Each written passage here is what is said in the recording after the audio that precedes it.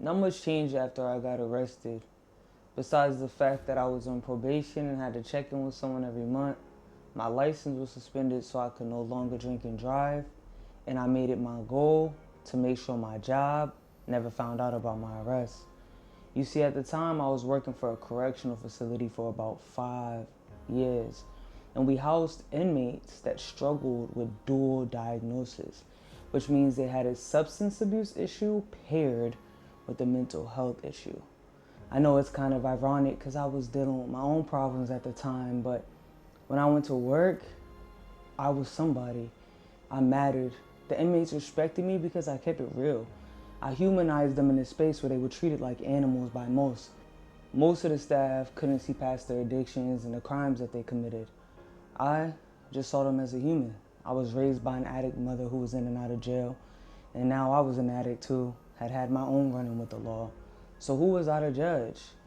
But I was a functioning alcoholic. So outside of work, my life was falling apart. I was getting into trouble, as you guys know, checking in with a probation officer, and drinking to black out every night. But from the outside looking in, I had it all together. I had a great paying job, I had my dream car, and I had the apartment that I've always wanted in a nice, safe neighborhood. So nobody knew how bad my addiction and my problem was but me. Specifically, nobody at the workplace. For the next few months, I laid low. I don't want to bring any attention to myself. I was a good employee anyways. I clocked in on time, I worked hard, my reports were on point, and I knew soon there would be a promotion coming up. Not for me, it would be offered for everyone, but I had my eye on it. I've been working for the company for a while, and I already had stepped into a leadership position. You know when you're working for a job and you don't get paid, but they expect more from you? It was that kind of vibe. So when I heard a promotion was coming up, I knew I was gonna apply. Finally, they posted it, and I did.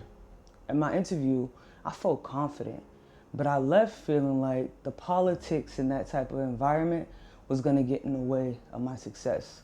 If you're somebody who's ever worked in corrections, you know how that goes. It's usually about who you know, not how you show up to do the job. But to my surprise, a few weeks later, they had announced that Kalia Butler got the job. I remember feeling like that 16-year-old when I came home from school and my friend's family told me I could move in with them. I felt chosen. I felt wanted. I felt like I mattered and that somebody else saw my value. I was so excited. I remember sitting in my boss's office just elated. Suddenly, I was hit with a wave of how much of a hypocrite I am. How am I going to take this position of responsibility to supervise these gentlemen that are trying to get their life together, come into work, tell them to be sober, do the right thing, but I need a beer in the shower before I come in to prevent myself from having withdrawals. But the moment I clock out of work, I'm going to the liquor store, and not only do they have my order already on the counter, if I forget my wallet, I don't have to pay because they know I'll be back the next day. I wanted this position, and because of what it represented to me, being chosen, I knew if I was going to take it, I had to do it right. And in order for me to do it right, that meant I had to get sober.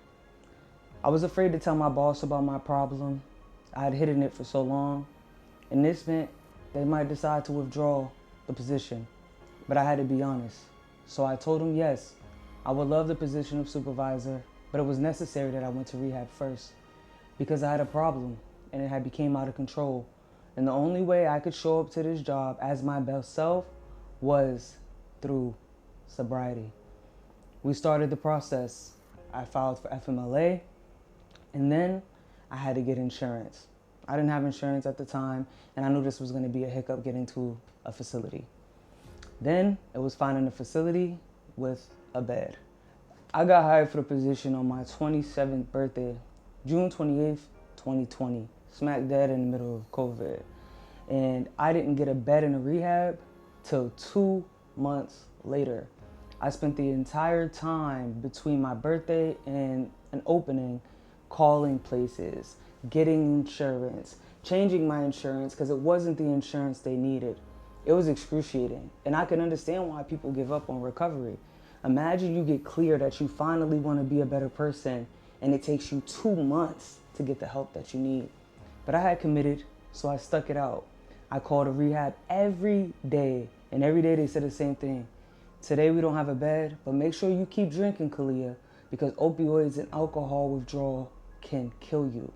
It's dangerous to go cold turkey, and it's necessary that you wait until you're in a place with professionals that could guide you through this. So I took them literally. I drink every day. I drink in excess every single day. One night, I was out with friends, getting blackout drunk as I did every night. And the following morning, I woke up to a call saying we have a bed. I remember like it was yesterday. It was about 9:20 in the morning. And they told me as long as I got there by 2, it was mine. I remember this overwhelming feeling of fear. What if I go take this bed from somebody who actually is going to make something out of it? What if I fail? What if I relapse? What if this is all for nothing? What if I lose all of my friends? What if no one wants to hang out with me anymore? What if I'm no longer fun? You see, I spent my whole life being the life of the party, but I didn't know who I was without the bottle. It was intimidating, but I said yes, I'll take the bed. I called my friend Deb, who was helping me at the time, and she had agreed to take me in when I got the call.